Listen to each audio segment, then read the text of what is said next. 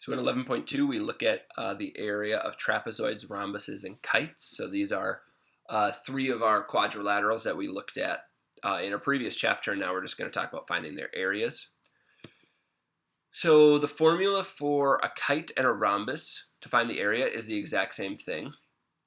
To find the area of each one, you take 1/2 times the product of their diagonals. So that D1, D2 means the diagonal times the diagonal. And when we say diagonal, we're talking about this length from this vertex all the way to its opposite vertex. The other diagonal is that vertex to the opposite vertex. It does not matter which one is D1 or D2. The idea here is that you can fit a rectangle around this, and you'll notice D1 times D2 would be the area of the rectangle, and we only want half of it because each of these little four corners, you're only taking half of that area. And the formula is the exact same for the rhombus, which is kind of cool. So if you can remember one formula, you can remember both. A trapezoid has maybe a little more complicated of a formula. What you have in a trapezoid is you have two bases that are parallel. And remember, the base does not have to be on the bottom. So you could take this and you could rotate it, and the base is still here and here. It doesn't matter where the base is. It does not have to be on top and bottom. But however, we call the bases the sides that are parallel to each other. So there's only one pair of bases in a trapezoid. And how you find the area of a trapezoid is you take 1/2 times the height times the sum of the bases. And how I actually like to rewrite this formula sometimes is the height times the average of the bases. So I kind of prefer this method where I add the bases and then divide that number by 2 and multiply by the height. Because what you're doing there is you're going to get the average base and then just times the height, which is like here. And then effectively you're playing with a rectangle once you took half the base. So this would kind of extend over. But I like using this formula, but it's technically the exact same thing as this. You just might see this other places, like your textbook. So if we wanted to find the area of this trapezoid, first we need to determine where is our bases. Our base is not on bottom. Our bases here are the sides parallel to each other, which are on the left and the right. So this is a base, that's a base. We're going to figure out what the length of each base is. So this base is 1, 2, 3, 4, 5, 6 units. This base is 1, 2, 3, 4 units. And then the height of this trapezoid is not the height up and down. The height is the distance between the bases. So the height is actually sideways. That's our height, which is 4. If you need to rearrange a picture, you are always allowed to redraw your picture. So here it's clear that your base here is 6, base here is 4, and the height is also 4. So if you need to do that, go ahead and do that. But once you have that, we just plug these numbers into our formula. Area is the height times the average of the bases. So for us, that's 4 times 4 plus 6 divided by 2. 4 plus 6 is 10. 10 divided by 2 is 5. So 4 times 5, or 20 square units. That's a trapezoid. I think those are kind of the harder ones for these more basic find the area problems. Let's try a kite. We said the formula here is 1/2 times the product of the diagonals. Now the diagonal here is B all the way to D, which is 16 in our case.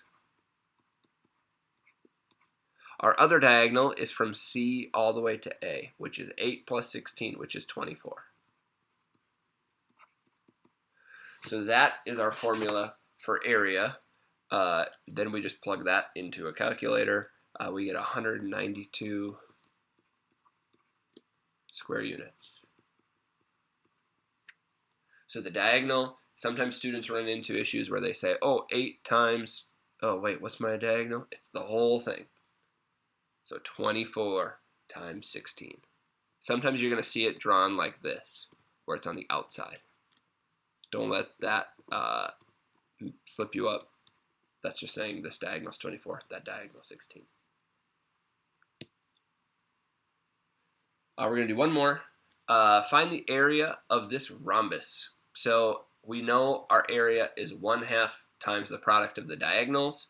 We know if this is 15, this has got to be 15. Our issue is that we don't know what the length of AC is. Luckily for us, we know that in a rhombus, this is a 90-degree angle. And also lucky for us, we know the Pythagorean theorem. So we could find that length, and then we would just multiply it by 2 to get the length of AC. So we first need to run the Pythagorean theorem. 15 squared plus x squared is 25 squared. So 225 plus x squared is equal to 625. So x squared is equal to 400. When you take the square root of both sides, x is 20. Now that's not our answer. That's just going to help us give our diagonal of 40. Our other diagonal, we said it's composed of 15 and 15. That's 30. So our area is 1/2 times 30 times 40. So that's like 15 times 40. I think that's like 600. Yeah, 600. 600 square units. Okay, I said this was the last one, but we're actually going to do one more. How would we do something like this? How could we find the area of this entire thing?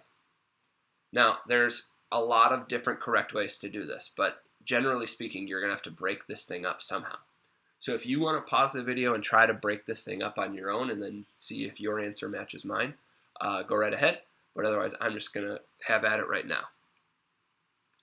So one thing you could do is you could make a triangle here, use the triangle here, and then add a triangle plus a rectangle plus a big rectangle. That's a pretty common method.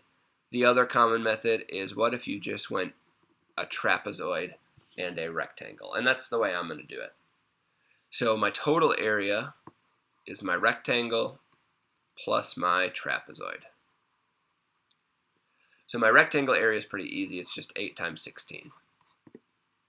Then I'm going to add the area of the trapezoid, which we know is the height times the average of the bases. So my base on top is 10. My base on bottom, if it's 16 down there, it's also 16 here. So 8 times 16 is 128. Plus 3 times 10 is 26. 26 divided by 2 is 13. 3 times 13 is 39. And then when you add these two things, I think we get 167 square units. So this problem is just illustrating that you can break this down however you want to find the area using that area addition postulate.